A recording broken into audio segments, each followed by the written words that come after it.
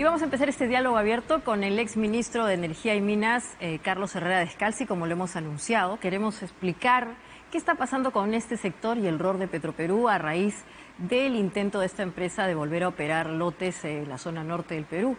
Buenas noches, exministro. Buenas noches, Maite. Gracias por la invitación. Bueno, ¿qué le parece este interés de Petroperú de volver a tener ejecución en lotes petrolíferos? Claro, hay un tema que es importante en una empresa petrolera, que es estar integrada, verticalmente integrada. Esto quiere decir que una empresa integrada, digamos, vende el producto y le cuesta extraer el petróleo. Entonces, su ganancia es la diferencia entre lo que paga el mercado y lo que le cuesta sacar el petróleo. Una empresa como Petroperú no. Una empresa como Petroperú en realidad no tiene la parte de valor y de riesgo que tiene una empresa petrolera, que es la parte de la extracción petrolera. Entonces, Petroperú solo compra el petróleo, lo refina y lo vende. Entonces, las subidas y bajadas de precio del petróleo, que es donde se obtienen los mayores beneficios, están fuera de su alcance. Así es. Y lo que he querido es integrarse. Entonces, nunca se debió desintegrar. Fue un error desintegrarla. Ya. Pero su manejo técnicamente no ha sido muy sano, ¿no? Cuando se produjo este problema de la guerra entre Rusia y Ucrania, entonces Rusia era el suministrador de energía para Europa. Eso causó que se recortase el suministro de gas a Europa. Los precios de la energía subieron muchísimo en el mundo. Europa comenzó a obtener el diésel de los Estados Unidos para sustituir el gas que no le daba Rusia para su generación eléctrica, y entonces los precios se fueron a las nubes. Lo que leí de las empresas en general es que nunca en la historia habían ganado tanto dinero como en esa ocasión. Petroperú en esos momentos perdía dinero. Claro. Porque no era, ¿usted diría que es competitiva? ¿Es una empresa competitiva o no? Porque justamente, ¿por qué está perdiendo dinero? Ya, en todo el tiempo previo fue competitiva. ¿Cuándo es eso? Digamos, hasta el momento en que tiene que paralizar sus operaciones, porque como estaban renovando la refinería, ya la refinería no podía seguir produciendo. ¿Estamos hablando de qué año? Estamos hablando del año, por ahí por el año 19, 20. Ya. Entonces, la parte de la economía que le correspondía a Petroperú era la diferencia entre los productos que salen de la refinería y la materia prima, lo que se llama el crudo, que entra a la refinería. Entonces, eso se llama el margen de refinación. Más o menos era del orden de $10 el barril. Y la refinación no era ningún gran negocio en el mundo. Había capacidad más que suficiente, había muchas refinerías que habían cerrado, y entonces el margen era entre $5 y $10, más o menos. En los momentos de la crisis europea, ese margen subió hasta $60. No solamente subió el precio del petróleo, o sea, sube la materia prima, pero además subió el costo de refinarlo. Por eso es que nosotros tuvimos que pagar precios tan caros. Y era la oportunidad de Petroperú de haber recuperado el dinero que invirtió en la refinería. Claro, ahora, justo en esos momentos no tenía la refinería. Pero, digamos, han pasado más de 23 años desde esa fecha interesante que usted ha planteado, en donde todo caminaba bien, y solamente ese dato habría explicado por qué se encuentra tan mal. ¿No hay otros elementos que podrían haberle restado competitividad a la empresa?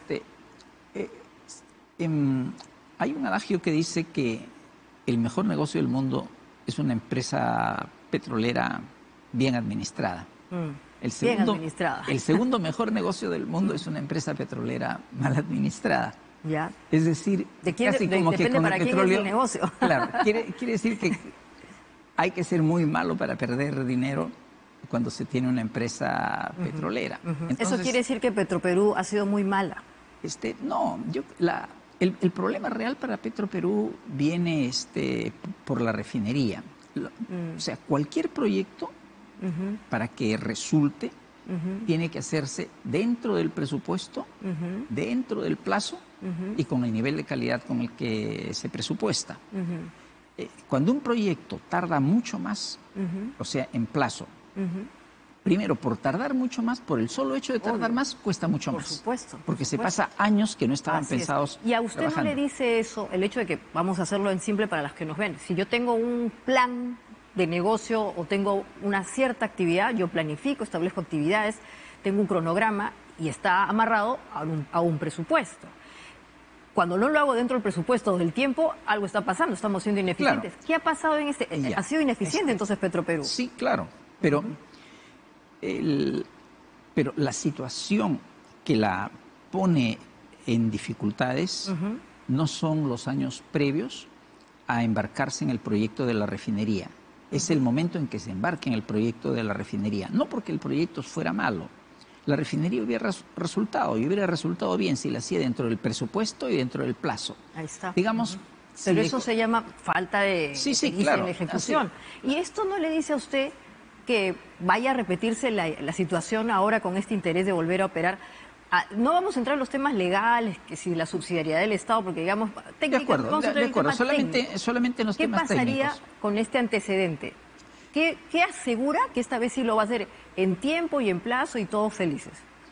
Es un tema distinto, ¿ya? Porque lo que desea con operar los lotes es obtener la renta petrolera, la diferencia entre el precio de venta del petróleo y lo que le cuesta extraer el petróleo. Ahí está en realidad la gran lonja del negocio. Seguro, pero ¿puede operar adecuadamente? Yo en estos momentos no lo sé, y creo que la mayor barrera que tiene es una barrera de carácter económico. Obviamente.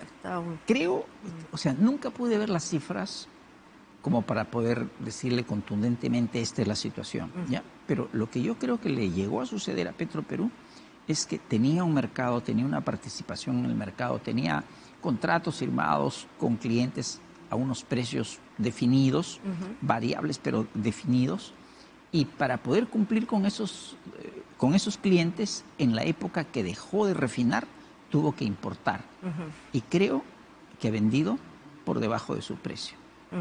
Entonces creo que ahí comenzó a acumular una pérdida.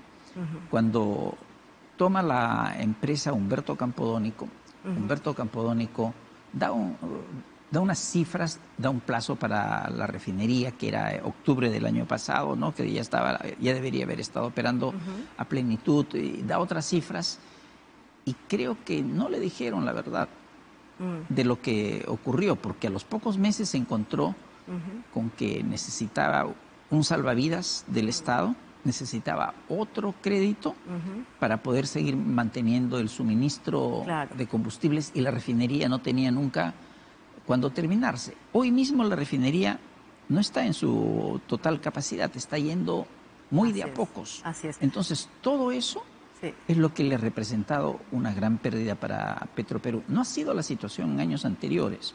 Cuando uno veía, incluso en los primeros años de la construcción de la refinería, las cifras de Petroperú eran buenas. En el año 20, o sea, hace más o menos 23 años, según lo que hemos calculado. No, pues hasta el año en este siglo, hasta el 2000, la situación, digamos 2018, por ahí se comienza a complicar. Y lo que la complica es la refinería. Evidentemente que es una falta de capacidad, pero hay muchos factores. Uno de los factores es yo nunca he visto una empresa petrolera donde el primer trabajo que tenga el presidente de la empresa sea en petróleo, sea presidente de la empresa. No, entonces, ¿usted está de acuerdo con algunas personas que indican que el problema de Petroperú es un tema de gobierno, de su gobernanza, que es una empresa que no tiene dueños? Carlos Paredes habla mucho de eso, ha escrito artículos, que es una... como que la propiedad es de todos y de nadie. ¿Usted coincide? Sí, yo creo que mucho daño le ha hecho a Petroperú la injerencia política. Como le digo, es muy difícil que una empresa petrolera llegue a la cabeza de la empresa, a la conducción de la empresa, alguien que nunca antes ha trabajado en petróleo. ¿No? Y entonces, ¿cómo opera la meritocracia? ¿Cómo debería operar la meritocracia para que justamente funcione como una empresa de alto nivel y muy especializada? Estamos hablando de explotación petrolera. Mire, en el sector de petróleo hay dos empresas estatales, ¿ya? Una no es propiamente una empresa, Perú Petro. Pero Perú Petro tiene una ley que hace que una vez que se designa su directorio, el directorio se queda ahí incluido al presidente y no puede ser removido, y que el presidente tiene que cumplir ciertos requisitos. Si no cumple con esos requisitos, tiene que dejar la empresa. En el gobierno del presidente Castillo pusieron un presidente que finalmente lo tuvieron que sacar porque no cumplía con lo que se exigía. Entonces, ¿por qué no poner las mismas condiciones para Petroperú? Las mismas condiciones que se pone para Perú Petro, para Petroperú. Eso ayudaría muchísimo. El tema de la mejora del gobierno corporativo viene de bien atrás, ¿no? ¿Y qué evita, y qué es lo que está evitando que se dé esta situación? Porque para quienes nos ven, esto es un tema muy especializado, pero para los peruanos esto es un caso importante porque quienes dicen tengamos empresas públicas, nacionalicemos sectores, Petroperú, ¿no? Aquí estuvo Valdo Mendoza y dijo, los que quieren cambiar el régimen económico, que más interferencia, más participación del sector público, veamos Petroperú y utilícenlo como un caso de laboratorio. Es importante por eso. Yo le pongo otro caso, Electroperú. Electroperú se lleva muy bien. Es una empresa estatal en el sector público, sigue más o menos las mismas reglas de Petroperú, pero no tiene el manoseo político que hay sobre su directorio. O sea, traducción de manoseo político para la gente que nos escucha. ¿Qué significa que sea manejada políticamente? ¿Qué significa en Petroperú? Petroperú paga buenos sueldos. Entonces la cargan de personal que entra por favores políticos, que todo el mérito que tiene es tener algún pariente político.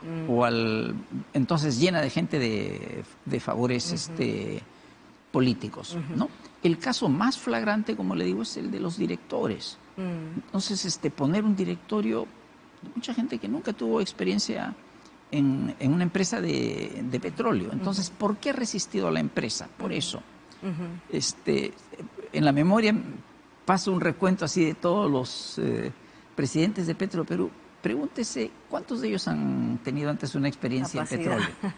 Sí, seguramente, es lamentable, por eso digo, por eso es complicado, y también seguramente deben haber muchos incentivos para que esto no cambie, porque ya hay pues una estructura, es una empresa muy voluminosa, la más grande del Perú, como para que cambie. ¿No le parece a usted que es casi imposible? ¿No deberíamos buscar una solución más innovadora? Porque parece que esto no se va a solucionar tan fácil. Ya se ha generado una estructura con muchos incentivos, con muchos grupos de interés dentro de la propia organización de Petroperú. Yo creo que sí se puede llevar bien, ¿ya? Una empresa estatal, a ver, me remito a otros países y a otras empresas, ¿no? Hay muchas empresas que han tenido éxito. Con una buena gobernanza, claro. Claro, con una buena gobernanza, ¿no? Y hay empresas también que han sido arruinadas con una mala gobernanza. El tema es qué tan importante es que esas empresas sean o no de carácter estatal. Hay una economía que es muy pegada al liberalismo, ¿no? Que es la chilena. Sin embargo, tienen Codelco. Tienen a Codelco. Y teniendo a Codelco, están ahora ensayando en hacer una Codelco de litio. Así es, y de eso justamente queremos hablar ahora, pero me parece que podemos poner a un ex ministro de Economía hablando al respecto.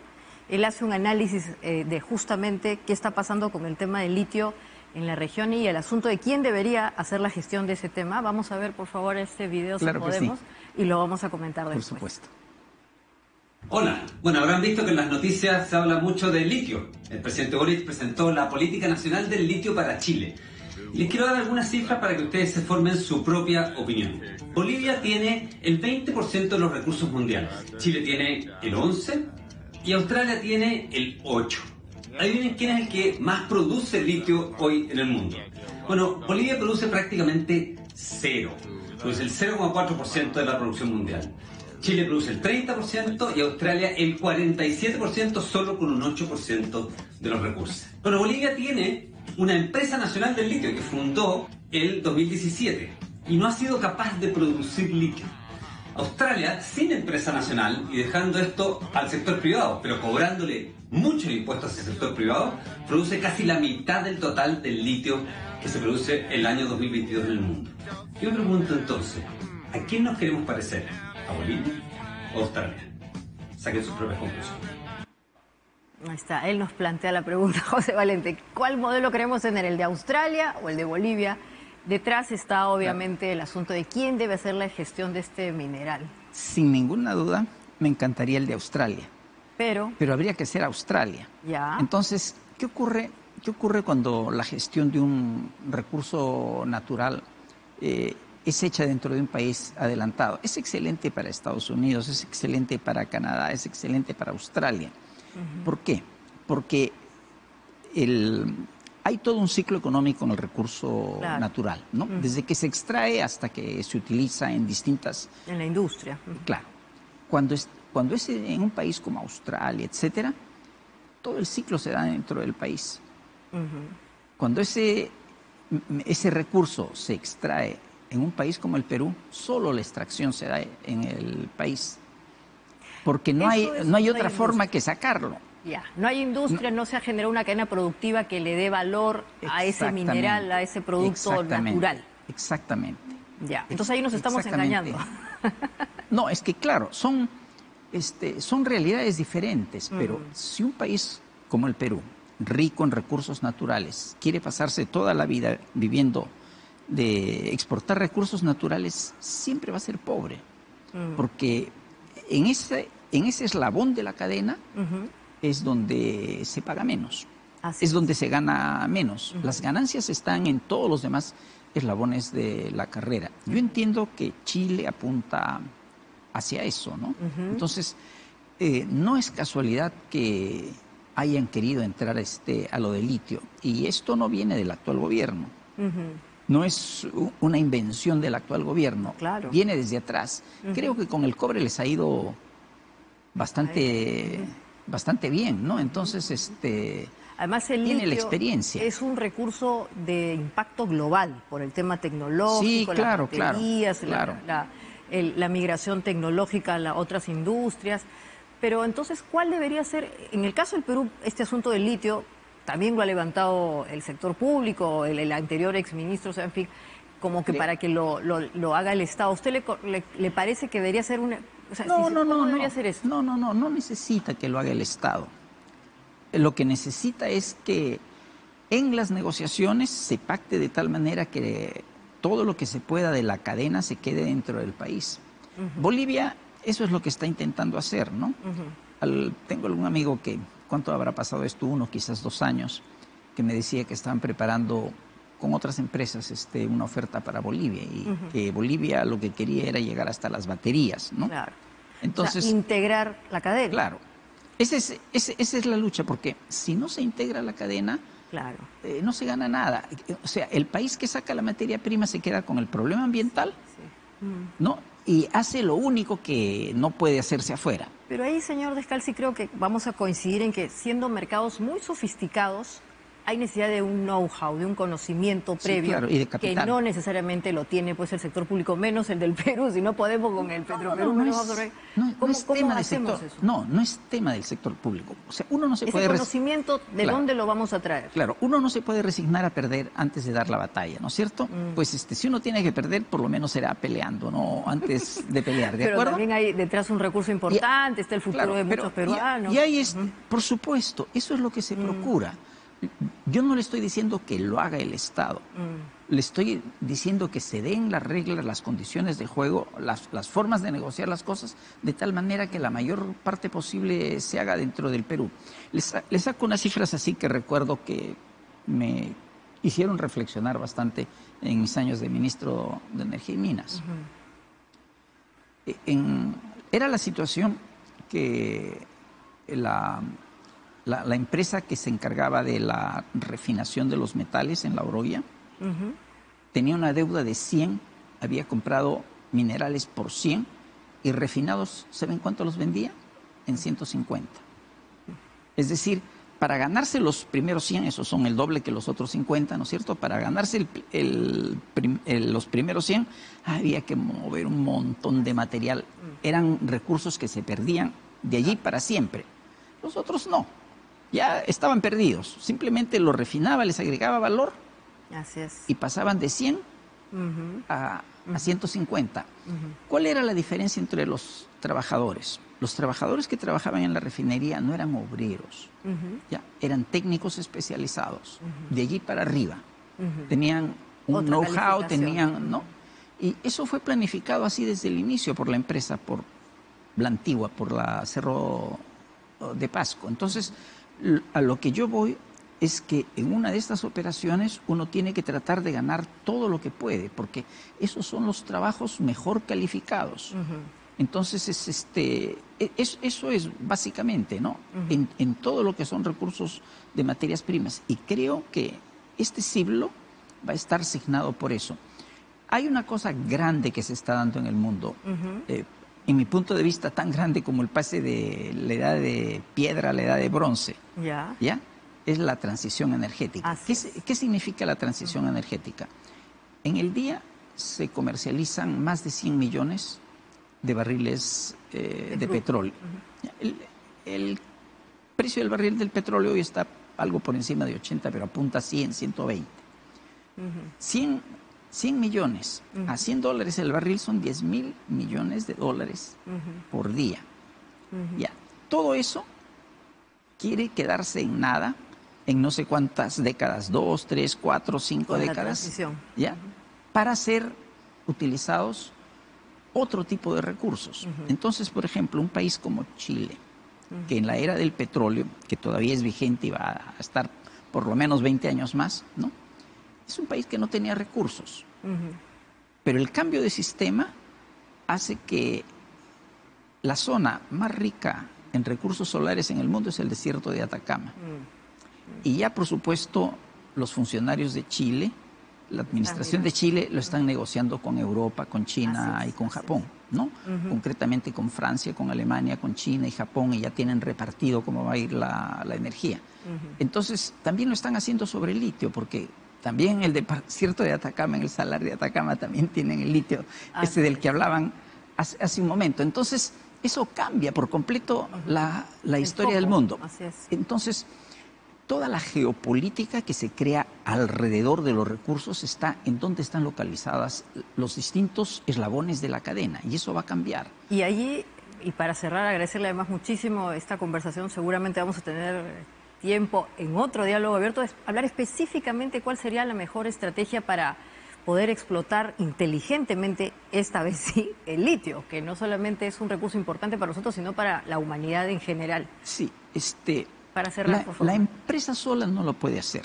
Así es. Necesita el apoyo del gobierno. No significa el capital del gobierno ni la empresa estatal de litio. Significa un gobierno que piensa inteligentemente y que negocie los temas y que en el marco internacional. Ese know-how internacional, porque claro, esto tiene mucha sofisticación. Claro, de eso se encarga la empresa. Eso lo hace muy bien. Así es. Bueno, vamos a ver entonces en otra conversación cómo se hace eso de mejor manera. Muchas gracias, señor Descalzi. Muchísimas gracias a usted.